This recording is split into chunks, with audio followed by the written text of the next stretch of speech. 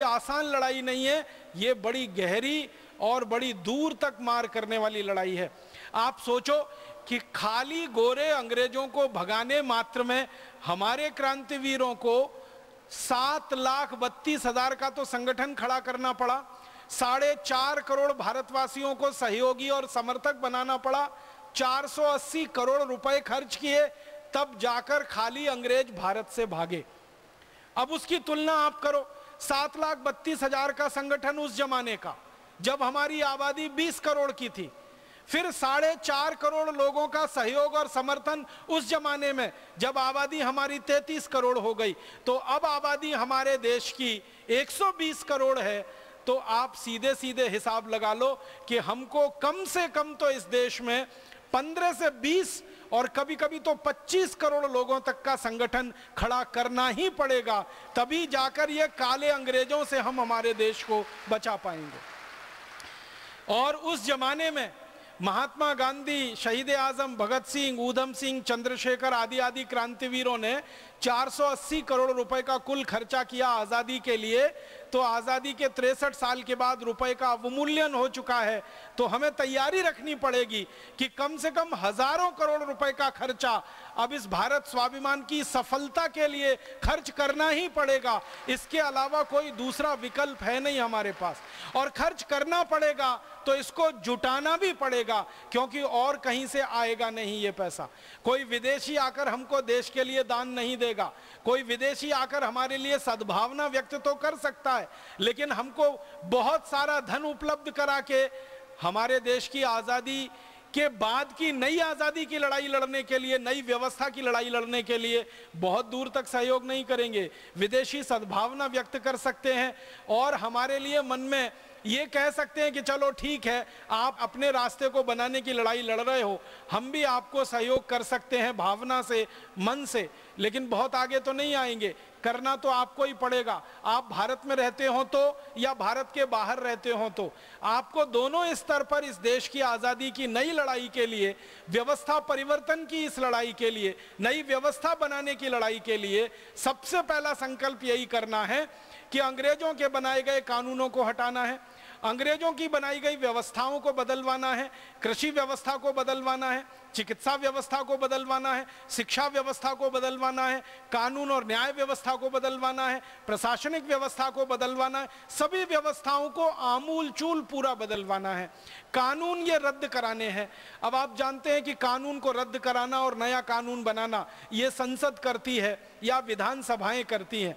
तो संसद और विधानसभाओं में ऐसे लोगों को भेजना पड़ेगा कि जो हमारी इस बात से सहमत हो कि अंग्रेजों के बनाए गए सारे कानून रद्द होने चाहिए और उनके स्थान पर नए कानून बनने चाहिए।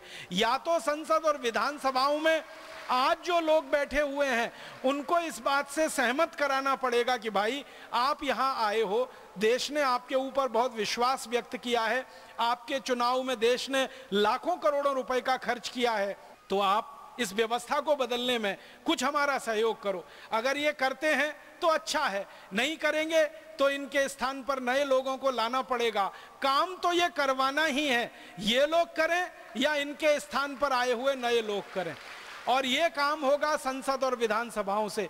तो संसद और विधानसभाओं में ऐसे लोगों को भेजने के लिए हमें अभी से अपना मन मस्तिष्क तैयार करना पड़ेगा। दूसरा काम हमको एक और करना पड़ेगा, वो समाज के स्तर पर करना पड़ेगा कि ये जो गुलामी है व्यवस्था की, कानून की, ये तो सरकार के स्तर पर बदलेगी। कुछ गुलामी हमारे अपने व्यक्तिगत जीवन की भी है, जिसे हम खुद बदलेंगे तभी वो ठीक होगी। आप बोलेंगे जी हमारे व्यक्तिगत जीवन की क्या गुलामी है? हम अपने व्यक्तिगत जीवन में अंग्रेजों का बहुत सारा नकल करते हैं, उनके आचरण का। हमारी पोशाक अंग्रेजों वाली हो गई है, हमारा खान पान अंग्रेजों वाला हो गया, हमारा आचरण व्यवहार अंग्रेजों वाला हो गया है।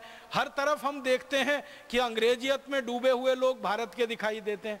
आप जानते हैं अंग्रेजों की पोशाक है कोट, पैंट, टाई और उसके बाद नेक टाई, क्योंकि अंग्रेजों का देश ठंडा देश है।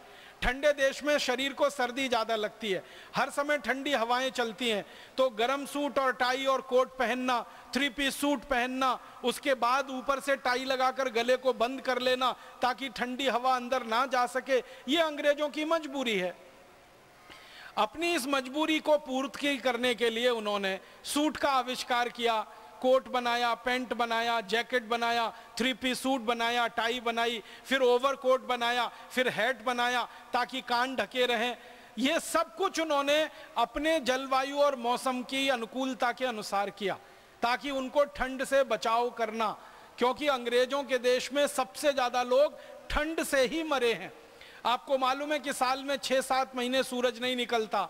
इंग्लैंड में और यूरोप में साल में 6-7 महीने सूरज नहीं निकलता, कभी कभी 8 महीने नहीं निकलता। बर्फ पड़ती है और खेतों में जमा हो जाती है, सड़क पर 5-5 फीट बर्फ, कभी कभी 10-10 फीट बर्फ जमा हो जाती है। पूरी सरकार का एक ही काम होता है उस समय बर्फ को सड़क से हटाना और फिर रास्ते को सुयोग्य बनाना। तो जिन देशों में बर्फ बहुत पड़ती हो, ठंडी हवाएं बहुत चलती हो, सूरज का धूप ना निकलता हो, धूप के दर्शन के लिए वो तरसते हो, वहां के लोगों को हमेशा कपड़े ऐसे ही पहनने पड़ेंगे जो ठंडी हवाओं से उनको बचा सकें और शरीर में गर्मी ला सकें। इसलिए वो कोट पैंट सूट और टाई और ओवरकोट आदि आदि पहनते हैं। अब हम भारतवासी उनकी नकल करके पहनने लगे। हमारे देश में तो बर्फ कभी पड़ती नहीं है। बिहार में तो मैंने कभी नहीं सुना कि बर्फ पड़ती है। थोड़ी बहुत बर्फ पड़ती है तो उत्तराखंड में पड़ती है, जम्मू कश्मीर में पड़ती है, हिमाचल प्रदेश में पड़ती है, वो भी साल में 15 दिन पड़ती है, 6-7 महीने नहीं पड़ती।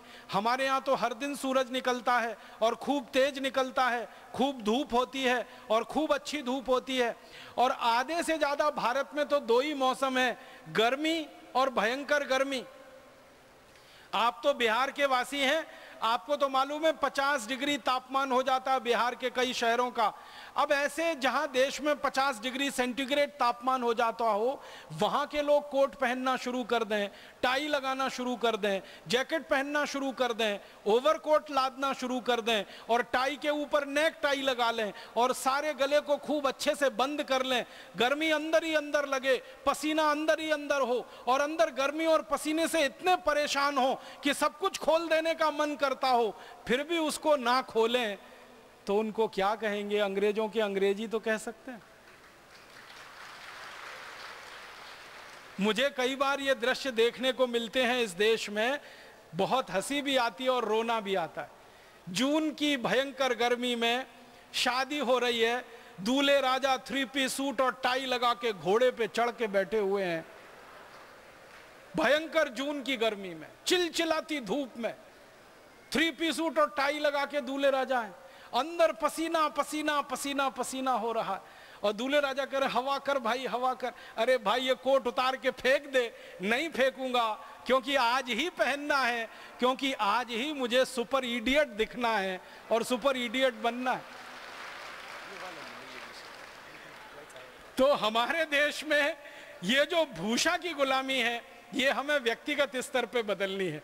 मैं हाथ जोड़कर निवेदन करता हूं भारत स्वाभिमान के सभी कार्यकर्ता भाइयों बहनों से कि अंग्रेजों की पोशाक को जितनी जल्दी छोड़ सकें छोड़ दें। तो आप बोलेंगे जी भारतीय पोशाक क्या है? कुर्ता पहनो, पायजामा पहनो, धोती पहनो, साड़ी पहनो, ये सब भारतीय पोशाकें हैं। बहनें तो अभी भी काफी भारतीय हैं क्योंकि वो तो साड़ी पहनती हैं या सलवार सूट। भाइयों में बहुत गड़बड़ी आई है, अपनी पत्नियों को तो साड़ी पहनाएंगे और खुद 3 पीस सूट और टाई लगा के जाएंगे उनके साथ। पत्नी भारतीय है, पति विदेशी है। कहते हैं पति पत्नी एक ही गाड़ी के 2 पहिए हैं, एक पहिया ट्रैक्टर का, दूसरा साइकिल का, कैसे चलेगी ये गाड़ी? तो हाथ जोड़कर भाइयों से विनती करता हूं कि अगर आपकी धर्म पत्नियों को आप साड़ी पहना रहे हैं तो आप ईमानदारी से धोती कुर्ता पहनिए, नहीं तो लुंगी कुर्ता पहनिए, नहीं तो भारतीय पोशाक पहनिए, कुर्ता पजामा पहनिए। ये नहीं चलेगा कि हमारी धर्म पत्नी भारतीय है और हम विदेशी हो जाए। तो भूषा की गुलामी छोड़िए, भाषा की गुलामी छोड़िए, फिर भोजन की गुलामी भी छोड़िए। भोजन में हमारी बहुत गुलामी आ गई है। अंग्रेज डबल रोटी खाते थे, पाव रोटी खाते थे, ब्रेड खाते थे, हमने भी खाना शुरू कर दिया। हमारे घरों में अब पाव रोटी आती है, डबल रोटी आती है, ब्रेड आती है। जिस घर में ताजा रोटी बनाने की हजारों लाखों साल की परंपरा हो, उस देश में 3-3 महीने पुरानी डबल रोटी और पाव रोटी आती है, वो भी सड़े मैदे की बनी हुई। जिसको बनता हुआ आप देख लेंगे तो कभी छूना पसंद नहीं करेंगे उसको। तो घर में से ये हटाइए, पाव रोटी, डबल रोटी। ये अंग्रेजों की मजबूरी है कि उनको गेहूं के आटे से रोटी बनाना नहीं आया आज तक। उन्होंने दुनिया में बहुत आविष्कार किए होंगे,